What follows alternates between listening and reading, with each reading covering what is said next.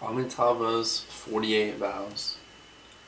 Pure Land study traces its existence back to Shakyamuni Buddha, the historical Buddha who founded what is now known as Buddhism in India more than 2,500 years ago.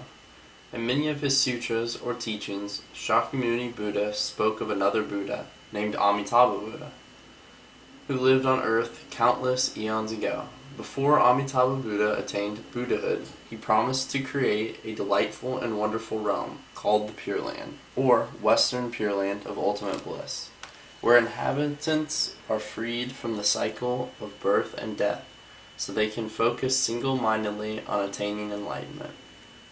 Amitabha pledged that once he became a Buddha, he would guarantee that anyone who pointedly recited his name with a sincere desire to be reborn in the Pure Land would indeed be reborn there. When Amitabha Buddha attained Buddhahood, he fulfilled this vow. 48 Vows of Amitabha Buddha. These are the great vows that Dharmakara made before he ascended to Buddhahood. Number 1. Provided I become a Buddha, if in my Buddha land there should be either hell or the animal state of existence or the realm of hungry ghosts, then may I not attain enlightenment. 2. Provided I become a Buddha, if the beings born in my Buddha land should retrogress into the 3 evil realms, then may I not attain enlightenment. 3. Provided I become a Buddha, if the beings born in my Buddha land are not all of the color of genuine gold, then may I not attain enlightenment. 4. Provided I become a Buddha, if the beings who are born in my land are not all of identical appearance, without any distinction of noble looks or ugliness, then may I not attain enlightenment. 5. Provided I become a Buddha, if the beings born in my land are not possessed of the supernormal ability to remember their previous lives and the ability to know the events of 100,000 Nayuta years of kalpas in the past, then may I not attain enlightenment. 6. Provided I become a Buddha, if the beings who are born in my land do not possess of the divine eye which can see 100,000 Nayuta of Buddha lands, then may I not attain enlightenment. 7. Provided I become a Buddha, if the beings of my land do not possess the divine ear, which can hear the teachings of 100,000 kotas of Nayuta of Buddhas, or do not faithfully observe those teachings, then may I not attain enlightenment. 8. Provided I become a Buddha, if the beings of my land do not all possess the intuitive mind, which knows the thoughts of all beings of 100,000 kotas of Nayuta of Buddha lands, then may I not attain enlightenment. 9. Provided I become a Buddha, if the beings of my land do not all possess the heavenly step, which can of one thought travel over 100,000 kotas of Nayuta of Buddha countries in the shortest fraction of a moment, then may I not attain enlightenment. 10. Provided I become a Buddha, if there should arise in the minds of any beings in my land the idea of selfishness and covetous thoughts, even with regard to their own bodies, then may I not attain enlightenment. 11.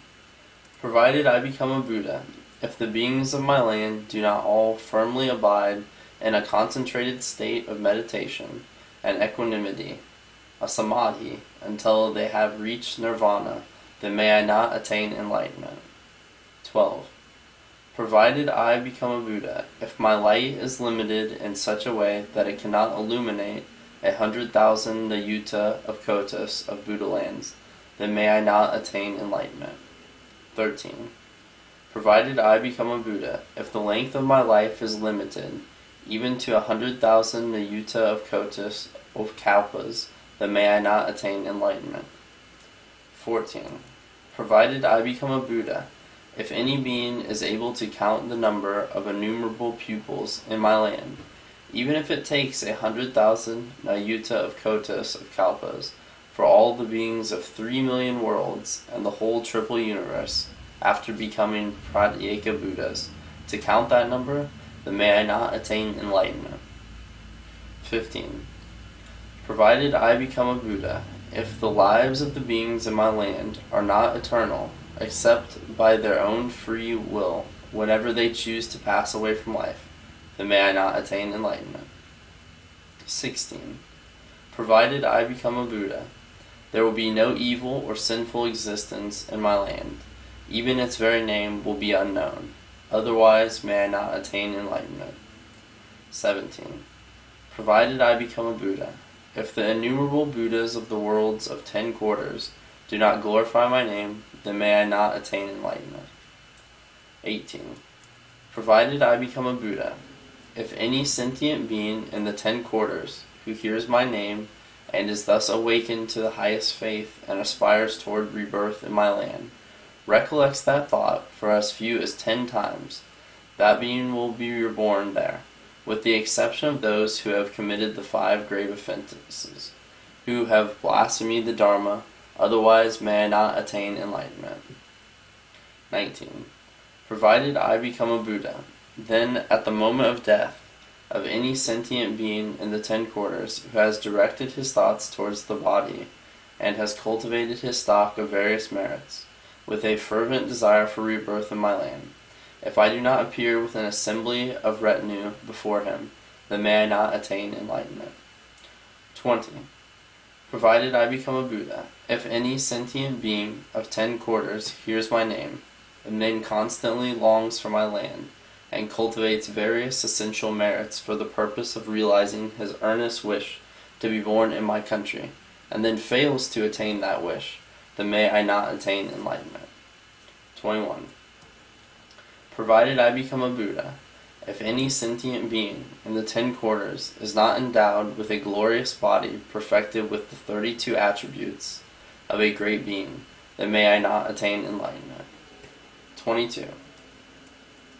Provided I become a Buddha, the bodhisattvas whose activities have surpassed the stage of ordinary beings, who practice the universal virtue of universal worthy bodhisattva, and who come to be born in my land, will be subject to that one birth only, and then will become Buddha elect, with the exception of those who, by their own free will, wish to remain in the stage of a bodhisattvahood, to serve the Buddhas of 10 quarters, for the sake of delivering various beings. Then they will wear the armor of their vows and will travel to all worlds, performing their bodhisattva's duties and accumulating their stock of merit, converting the various beings, whose numbers are as great as the grains of sand of the river Ganges, to the highest perfect knowledge. Otherwise may I not attain enlightenment. 23. Provided I become a Buddha, if those bodhisattvas in my land, through the grace of the Buddha, are not able to serve all the Buddhas throughout the countless Nayuta of Buddha worlds, within a less than a moment, then may I not attain the enlightenment. 24. Provided I become a Buddha, if any bodhisattva in my land wishes to use his stock of merit to produce any object to be used before the Buddhas, and if such an object does not appear before him to his satisfaction, then may I not attain enlightenment. 25. Provided I become a Buddha, if bodhisattvas in my land are not able to preach the law of wisdom to completion, then may I not attain enlightenment. 26. Provided I become a Buddha, if any bodhisattva in my land does not possess a golden body as strong as the diamond of Narayana, then may I not attain enlightenment. 27. Provided I become a Buddha, the heavenly beings and the various properties produced in my land shall all be of supreme beauty and shall abound in boundless quantity and in an infinity of various forms. If any being therein, even one who even possesses the divine eye, is able to perceive all the appellations and quantity of such beauties, then may I not attain the enlightenment. 28. Provided I become a Buddha, if any bodhisattva of my land, who possesses even the slightest stock of merit, does not perceive the boundless shining beauty of the Bodhi tree of my sanctuary, their height being at least 4,000,000 miles, then may I not attain enlightenment. 29. Provided I become a Buddha, if the bodhisattvas of my land do not all possess the wisdom of eloquent oration, after having read, recited, and observed the Dharma of the Sutras, then may I not attain the enlightenment. 30. Provided I become a Buddha, if the bodhisattvas of my land are limited in the wisdom of their oration, then may I not attain enlightenment. 31. When I have obtained the Buddhahood, if my land is not so reflective and radiant that it reflects the miniatures of the innumerable, inconceivable, and boundless Buddha worlds in all the 10 quarters, as clearly as one's face is seen in a bright mirror, then may I not attain enlightenment. 32. After I have attained Buddhahood, there shall be in my land magnificent palaces towering up from the ground to the void, also lakes, winding streams, blossoming trees, and myriad other properties which are compounded of various jewels and thousands of kinds of perfumes, minutely embellished in the most wondrous state, surpassing all heavenly and human worlds, and the scent of perfumes shall thoroughly pervade the worlds of 10 quarters in such a way that when bodhisattvas smell them, their minds are directed to body. Otherwise may I not attain enlightenment. 33.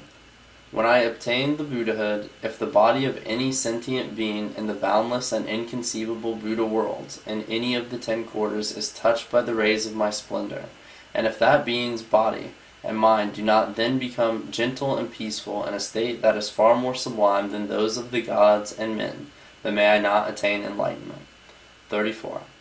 When I obtain Buddhahood, if the beings of boundless and inconceivable Buddha worlds do not attain the endurance of nirvanic life, of bodhisattva, and the deep knowledge of Adharanumodra, after hearing my name, then may I not attain enlightenment.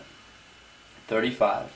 When I obtain Buddhahood, women in boundless and inconceivable Buddha worlds across the 10 quarters will hear my name, and will therein been awakened in faith and joyful aspiration, turn their minds towards body. They will dislike their own female lives, and then, when they are born again in their next life, they will be reborn in male bodies, otherwise may not attain enlightenment. 36. When I obtain Buddhahood, the bodhisattvas of boundless and inconceivable Buddha worlds across the 10 quarters, having heard my name, after their death, will still continue their bodhisattva duty until they have obtained Buddhahood, otherwise may I not attain enlightenment. 37. When I obtain Buddhahood, the heavenly beings of the boundless and inconceivable Buddha worlds across the 10 quarters, having heard my name, will worship me with prostrate reverence, and will joyfully and faithfully perform their bodhisattva duties, and will be honored by gods and men, otherwise may I not attain enlightenment. 38. When I obtain the Buddhahood, the heavenly beings of my land, should they desire a garment, will be able to perceive themselves as quick as thought, covered by apparitionally produced costumes, excellent to their satisfaction, worthy to be praised by the Buddha, without the work of sewing, washing, dyeing, and so on. Otherwise may I not attain enlightenment. 39. When I attain the Buddhahood, if the heavenly beings of my land do not enjoy happiness as great as that of the holy bhikkhus, then may I not attain enlightenment. 40. When I attain Buddhahood, if the bodhisattvas of my land wish to see the boundless, holy, pure Buddha worlds of the 10 quarters, they will at once behold them from the jewel trees, as though their faces were being reflected in a highly burnished brilliant mirror. Otherwise may I not attain the enlightenment. 41. When I attain the Buddhahood, if the bodhisattvas of the other worlds, after having heard my name, suffer from any diminution in the functional powers, and are not endowed with all sense organs in completion before reaching the Buddhahood, then may I not attain enlightenment. 42.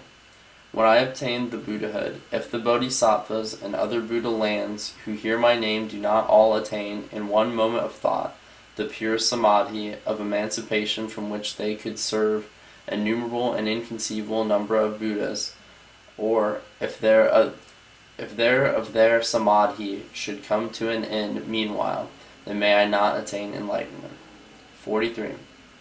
After I have obtained the Buddhahood, if any bodhisattva of another land hears my name, that bodhisattva will after death be reborn as a member of noble family, if he or she so desires. Otherwise may I not attain enlightenment. 44. When I obtain the Buddhahood, the bodhisattvas of other lands, having heard my name, will all obtain a combination of full virtues and will joyfully perform their bodhisattva duty. Otherwise may I not attain enlightenment. 45. When I have obtained Buddhahood, all bodhisattvas of other lands who hear my name will obtain the Samatuangata, the thoroughly and equal samadhi in a fixed state of meditation. Through that samadhi, they will see innumerable and inconceivable Buddhas constantly until they have obtained the Buddhahood. Otherwise may I forbear from obtaining enlightenment. 46. When I obtain Buddhahood, the bodhisattvas of my land shall be able to hear the teachings of the Dharma whenever they desire. The voices of teaching will present themselves naturally to their ears. Otherwise may I refrain from attaining enlightenment. 47. When I obtain Buddhahood, if bodhisattvas of other lands, after having heard my name, do not immediately reach the state of never turning back from body, then I will refrain from attaining enlightenment. 48. When I have obtained Buddhahood, if bodhisattvas of other lands who hear my name do not reach the first, second, and third degrees of Dharma endurance immediately, or if they turn back from the Buddha Dharma, then I will refrain from attaining enlightenment.